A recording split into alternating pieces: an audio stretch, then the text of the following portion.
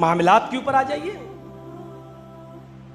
فرمایا ایک بار صحابہ کرام کے درمیان اللہ کے نبی صلی اللہ علیہ وسلم بیٹھے ہوئے ہیں اور ایسے ہی کھڑے ہو کر پوچھنے لگتے ہیں من اصبح منکم اليوم صائما، بخاری شریف کی حدیث، آج کون ہے جس نے روزے کی حالت میں صبح کی ہے؟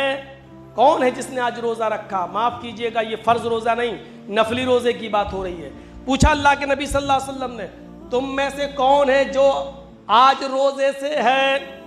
پورے مجمع میں صرف ابو بکر صدیق رضی اللہ تعالیٰ عنہ اٹھے، بخاری کے الفاظ فقام ابو بکر فقال انا یا رسول اللہ۔ ابو بکر صدیق اٹھتے ہیں اور کہتے ہیں کہ اللہ کے رسول میں ہوں، میں روزے سے ہوں۔ کہا بیٹھ جاؤ۔ پھر اللہ کے نبی صلی اللہ علیہ وسلم نے پھر پوچھا دوسرا سوال،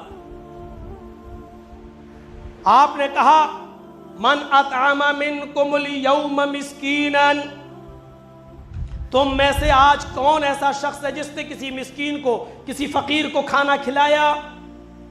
فقام ابو بکر فقال انا، پھر ابو بکر صدیق اٹھتے ہیں اور کہتے ہیں کہ اللہ کے رسول میں۔ اللہ کے نبی نے فرمایا بیٹھ جاؤ۔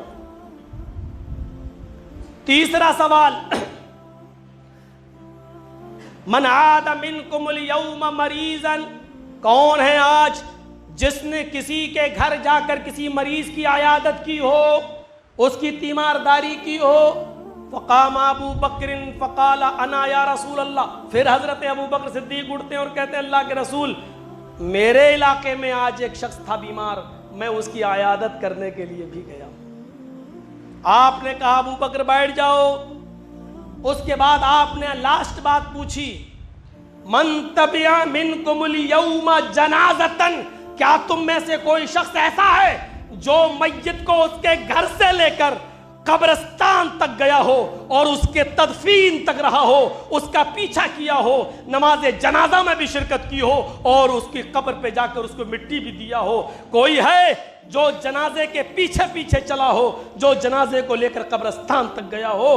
ہے کوئی تم میں سے؟ کون ہے ایسا؟ فقام ابو بکر فقال انا یا رسول اللہ، پھر ابو بکر صدیق اٹھتے اور کہتے کہ اللہ کے رسول میرے علاقے میں ایک شخص کا انتقال ہو گیا، میں نے اس کو غسل بھی دیا، میں نے اس کو کفن بھی پہنایا، جب اس کا جنازہ اٹھا تو میں نے اس کو کاندھا بھی دیا، میں قبر میں اتر کر میں نے اس کو اتارا بھی اور میں نے اس کو مٹی بھی دی ہے۔ اللہ کے رسول نے کہا بیٹھ جاؤ، اور اس کے بعد فرمایا بخاری کی روایت جس شخص کے اندر یہ چاروں خوبیاں ایک ہی دن میں ایک ساتھ جمع ہو جائیں، اللہ رب العالمین اس کو جنت میں جانے سے نہیں روکے گا، وہ شخص جنت کے اندر داخل ہو کر رہے گا، وہ شخص جنتی ہے، وہ شخص جنتی ہے، وہ شخص جنتی ہے، وہ شخص جنت کے اندر داخل ہوگا۔ میرے بھائیوں، ان معاملات کو ہم آسان نہ سمجھیں۔ کوئی بیمار ہو تو اس کی عیادت کرنے کے لیے جائیں، کوئی انتقال کر جائے تو اس کے جنازے میں بھی ہم شریک ہوں اور مسکینوں کو کھانا کھلائیں اور نوافل کا اہتمام بھی کریں، یہ جنت میں جانے کے راستے ہیں۔